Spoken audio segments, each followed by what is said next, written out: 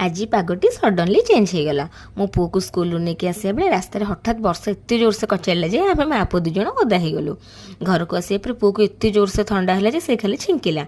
मु सांगे सांगे छात पर दौड़ली। आम छात पर बहुत सारा तुलसी गछ आ मु शुणी काले तुलसी पत्र आ महू मिसईदेले छोट छुआ थंडा काश सबू छाड़ी जाए। मु तले बसे तुलसी पत्र छिंडेबार लगी पड़ली। ताको गोटे छोट झुड़ी रखी भलसे धोईदे हेमदस्तार चिक्कण है जाए छेचिली। तापर ता रस को गोटे छोट गिन्ने चिपुड़ी देली।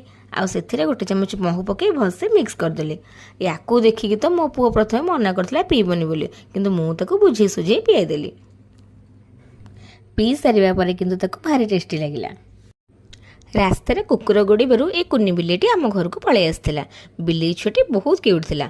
आमे समस्त मिसी ता सह खेलिलु। एतिकी बेले पार्सल वाला आसी कॉलिंग बेल मारला। मु तळकु जाई पार्सल टे आनिली। फ्लिपकार्ट रु ए पार्सल टी मु मगेइथिली मो गाड़ी पे। वर्षा दिन रे गाड़ी पंक कादुरे रनिंग हे भारी अपरिष्कार होउची, सेथि पे एटा आनिथिली गाड़ी पॉलिश करिया पे।